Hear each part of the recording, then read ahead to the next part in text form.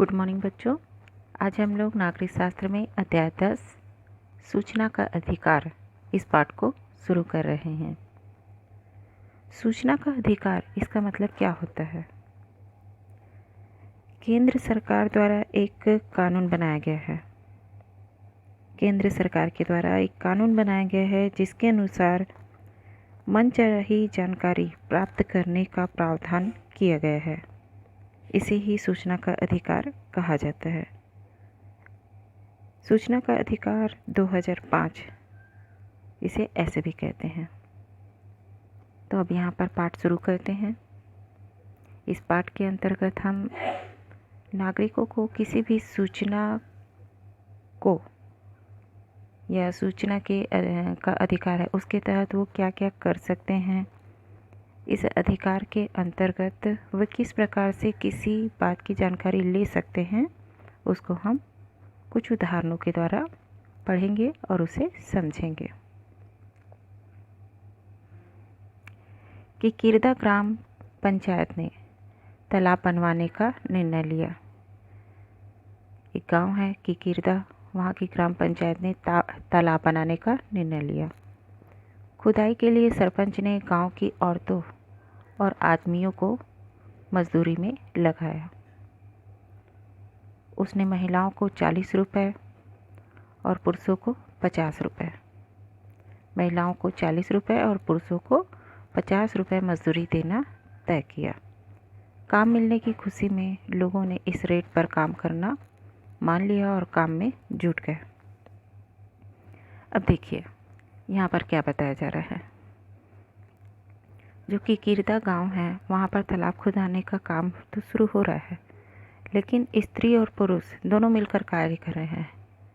एक ही कार्य को कर रहे हैं, समान रूप से कार्य कर रहे हैं, मगर स्त्रियों को 40 रुपये मजदूरी दी जा रही है और पुरुषों को 50 रुपये। काम तो समान है, मेहनत भी समान है, लेकिन उसके बावजूद स्त्री और पुरुष को पुरुषों को स्त्रियों से अधिक मजदूरी दी जा रही है। लेकिन गांव वाले जो थे, स्त्री और पुरुष, उनको इस बात का जरा भी ज्ञान नहीं था और वे खुशी खुशी काम में लग गए थे। इसके बाद आगे देखिए। इसी बीच बुधिया की भतीजी चंदा पास के कस्बे से छुट्टी मनाने के लिए किरदा आई। चंदा की आदत हर किसी को पूछताछ कर जानने समझने की थी। हर किसी से पूछताछ करती थी और जानना समझना चाहती थी।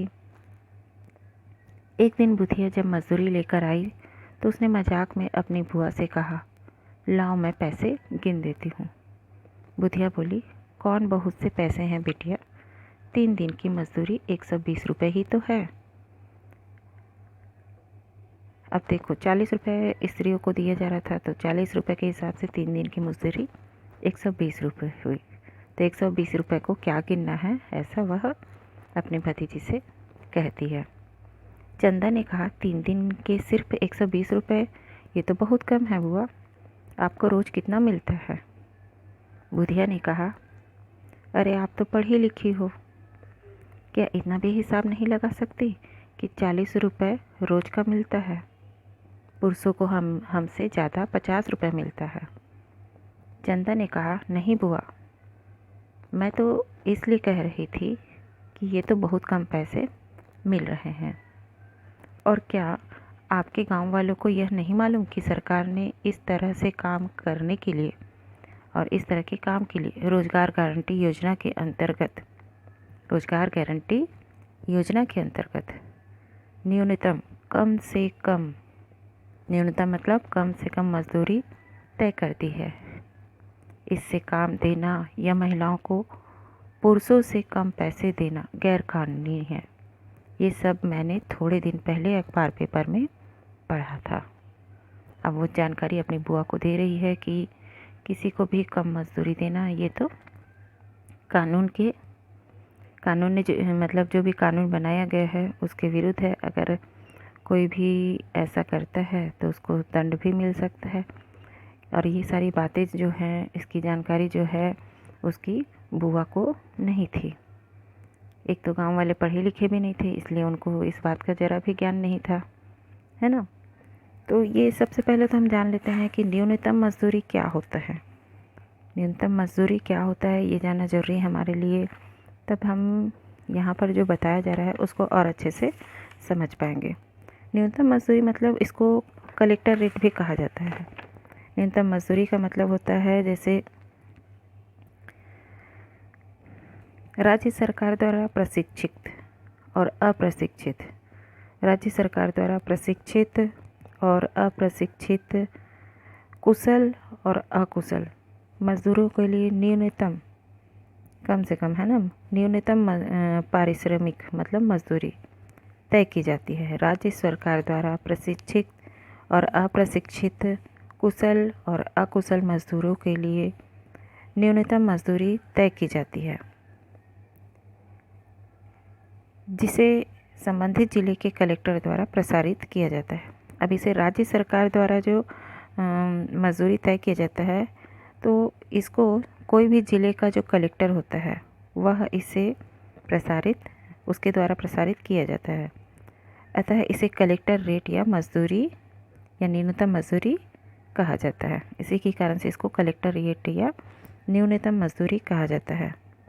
इस निर्धारित दर से यदि मजदूरों को कम मजदूरी दिया जाता है, यानी कि सरकार के द्वारा जो निर्धारित किया जाता है यह मूल्य, और उससे कम किसी को मजदूरी दी जाती है, तो इसके विरुद्ध कानूनी कार्यवाही की व्यवस्था की गई है।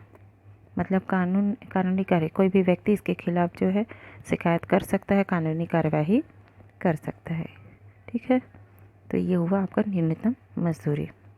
अब आगे देखिए, यहाँ पर तो ये जान गए कि न्यूनतम मजदूरी या कलेक्टर रेट क्या होता है। यहाँ पर बॉक्स में वो क्वेश्चन भी पूछ रहा है कि न्यूनतम मजदूरी या कलेक्टर रेट से क्या आशय है। वर्तमान में रोजगार गारंटी योजना के अंतर्गत न्यूनतम मजदूरी कितनी है ना। इसके बाद यहाँ पर एक और क्वेश्चन दे रहा है, एक ही जैसे काम के लिए औरतों को आदमियों से कम मजदूरी देना उनके किस मौलिक अधिकार का उल्लंघन है।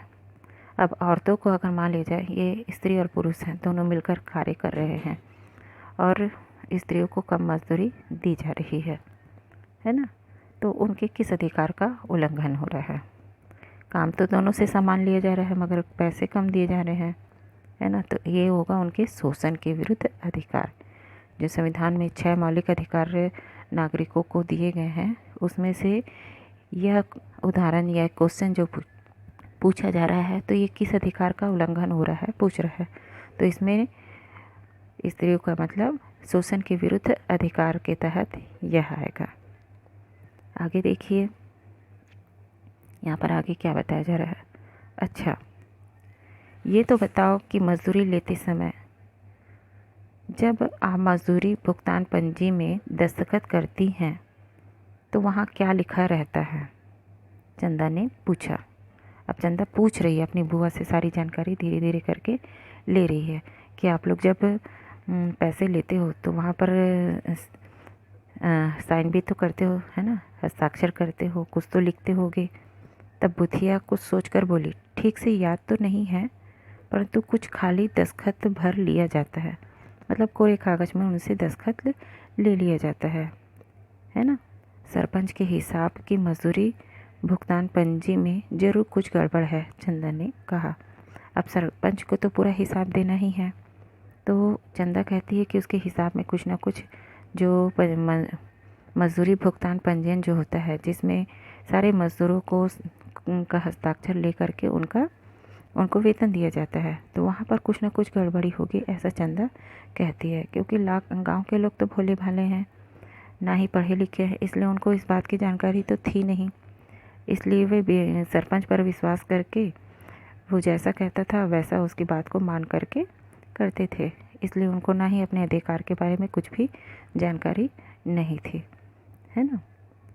तो अब यहाँ पर हम देखो, आज पढ़े न्यूनतम मजदूरी क्या है, और यहाँ पर हम देख रहे थे कि स्त्री और पुरुष के साथ कैसे भेदभाव करके उनको एक ही कार्य के लिए कम वेतन दिया जा रहा है। तो पाठ के अंतर्गत हम सूचना का अधिकार पढ़ रहे हैं। आज की क्लास में हम इस उदाहरण के द्वारा अभी स्त्री और पुरुष में भेदभाव और न्यूनतम मजदूरी और कलेक्टर रेट के बारे में पढ़े हैं। आगे के क्लास में हम इस पार्ट में जो बताया जा रहा है उसके खिलाफ क्या कार्रवाई की जा रही है उसे पढ़ेंगे।